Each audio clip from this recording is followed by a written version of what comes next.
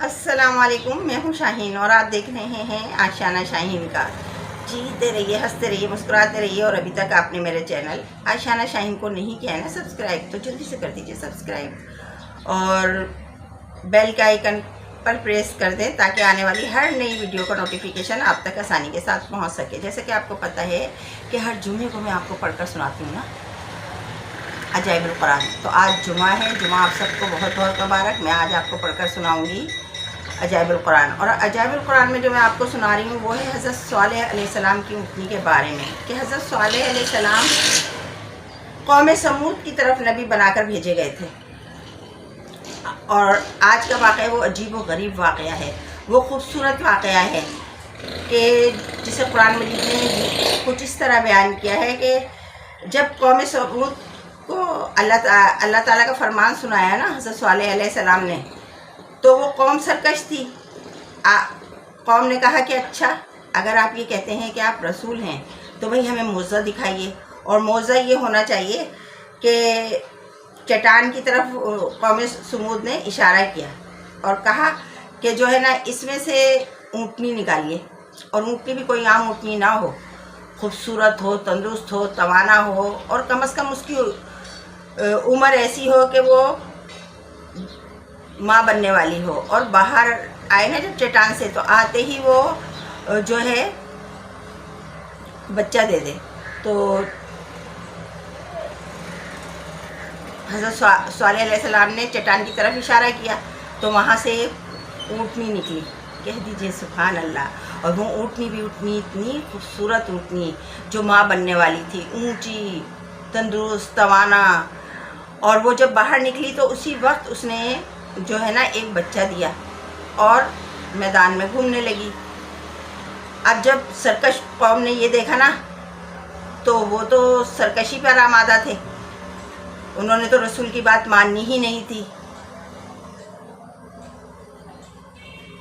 اور وہ خاموش ہو گئے۔ اس وقت تو وہ خاموش ہو گئے۔ پھر حضرت صالح علیہ السلام نے کہا دیکھو بھائی، یہ اونٹنی جو ہے نا معجزے کی اونٹنی ہے، یہ کوئی عام اونٹنی نہیں ہے، لہٰذا جو یہ ہمارے پاس ایک تالاب ہے نا جس میں تمام چشموں کا پانی آ کر جمع ہوتا ہے، تو یہ ایک دن میں سارا پانی پی جائے گی، اس دن آپ لوگ پانی نہیں پینا، اور ایک دن آپ لوگ پانی پینا، اس دن یہ اونٹنی پانی نہیں پیے گی۔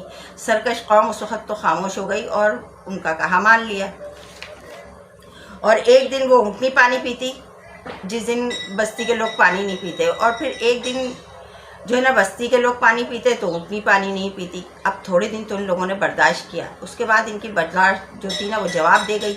انہوں نے سوچا یہ کیا بات ہے کہ ایک دن ہم لوگ تالاب سے پانی ہی نہیں لے سکتے، تو ان سب نے مل کر نا ایک پلان بنایا کہ بھئی اب اس اونٹنی کو جو ہے نا قتل کر دیتے ہیں، کیونکہ ہم تو برداشت ہی نہیں کر سکتے کہ ایک دن یہ اونٹنی سارا پانی پی جائے اور ہم لوگ دیکھتے رہ جائیں۔ تو انہوں نے اس کام کے لیے نا ایک شخص کو منتخب کیا جو کہ انہی کی قوم کا تھا، قدار بن سالف، جو سرخ رنگ کا تھا اور اس کی آنکھیں کنجی تھی اور قد چھوٹا تھا۔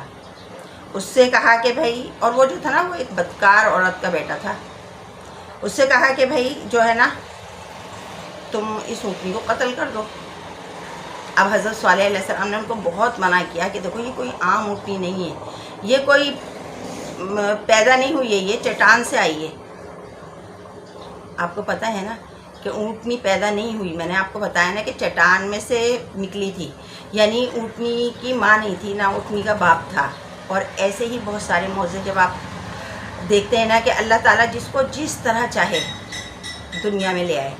حضرت آدم علیہ السلام کی ماں تھی، باپ تھے، بغیر ماں باپ کے تھے نا، تو اسی طرح حضرت صالح علیہ السلام کی جو اونٹنی ہے وہ پیدا نہیں ہوئی، اس کی ماں نہیں تھی، لیکن اللہ تعالیٰ اسے دنیا میں لے کر آئے۔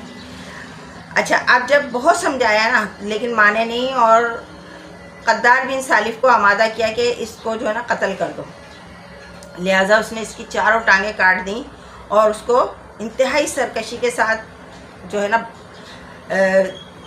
حضرت صالح علیہ السلام سے گفتگو بھی کی اور اس کو قتل کر دیا اونٹنی کو۔ اچھا، جب قتل کر دیا نا تو عذاب الہی تو آنا ہی آنا تھا نا۔ اللہ تعالیٰ کو یہ سرکشی اور نافرمانی جو تھی نا وہ پسند نہیں آئی، تو قوم समूद जो थी उस पर कैसा अजाब आया। पता है कैसा अजाब आया था? ज़लज़ले की शक्ल में अजाब आया था। कौम समूद की सरकशी पर जो है ना, ऐसा अजाब आया कि एक ज़बरदस्त चिंगाड़ की खौफनाक आवाज़ आई। फिर शदीद ज़लज़ला आया जिससे पूरी आबादी अतल पतल होकर चकनाचूर हो गई और तमाम इमारतें टूट फूट कर तहस नहस हो गईं और कौम समूद का एक एक आदमी जो ना घुटनों के बल गिरा और मर गया। और जब हज़रत सालेह अलैहिस्सलाम ने ये देखा ना कि पूरी बस्ती ज़लज़लों के झटकों से तबाह और बर्बाद होकर ईंट और पत्थरों का ढेर बन गई और पूरी कौम जो थी ना वो हलाक हो गई, तो आपको बड़ा सदमा हुआ, रंज हुआ और आपको कौम समूद और उस बस्ती के वीरानों से जो थी ना नफ़रत हो गई। आपने उन लोगों की तरफ से मुंह फेर लिया और इस बस्ती को छोड़कर दूसरी जगह चले गए। अच्छा, इसका खुलासा ये है कि कौम समूद की पूरी बस्ती बर्बाद वीरान होकर खंडर बन गई। पूरी कौम फना होकर मौत के घाट उतर गई और अभी जो है ना ज़मीन पर उनकी कौम का कोई भी शख्स नहीं है, क्योंकि वो पूरी कौम ही बर्बाद हो गई थी, ख़त्म हो गई थी। लिहाजा उस कौम का कोई भी इंसान जो है ना रूए ज़मीन पर बाकी नहीं रहा। तो हमारे प्यारे नबी सल्लल्लाहु अलैहि वसल्लम से पहले जितने भी नबी आए उनकी कौमों ने सरकशी की और उनको अल्लाह ताला ने अजाब दिया, क्योंकि जब वो सरकशी पर आमादा होते थे ना और किसी तौर पे नबी की बात नहीं मानते थे, रसूल की बात नहीं मानते थे, तो फिर उन पर अजाब आ जाता था। अब जब हमारे प्यारे नबी जी आए ना था, अजाब इसलिए नहीं हुआ कि वो हर वक्त उम्मत की खैर ख्वाही की दुआ करते थे और अल्लाह ताला अपने महबूब की बात कैसे टाल सकता है। यही वजह है कि आज हम जिंदा हैं, सलामत हैं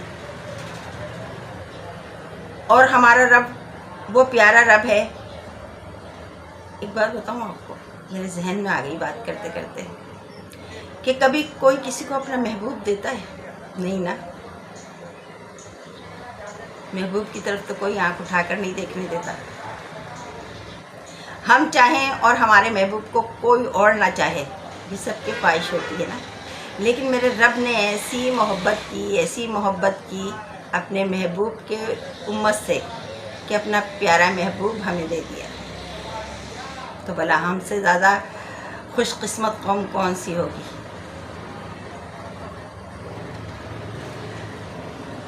जब ये बातें सोचते हैं ना, ये बातें दिमाग में आती हैं तो बड़ा ही अच्छा लगता है, बड़ा ही प्यारा लगता है कि अल्लाह ताला ने अपना महबूब हमें दे दिया। कहा कि ये मेरा महबूब है, तुम लोग भी इसे अपना महबूब बनाओ, इससे प्यार करो, इसको अपनी जान से बढ़कर चाहो।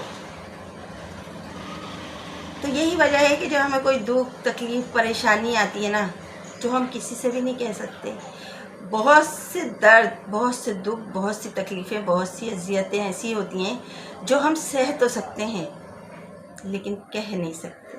कहते हैं तो फिर प्यारे आका से कहते हैं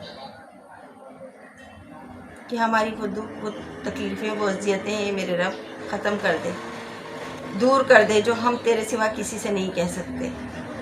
कहते हैं तो सिर्फ तुझसे कहते हैं, क्योंकि हमें पक्का पता है, हमें ये उम्मीद है कि हमारी ये तमाम दुख तकलीफ़ें अज़ियतें जो हम सह रहे हैं अंदर ही अंदर, जो हमें दीमक की तरह चाट रही हैं ना, वो सिर्फ़ और सिर्फ अल्लाह और उसके रसूल ही दूर कर सकते हैं।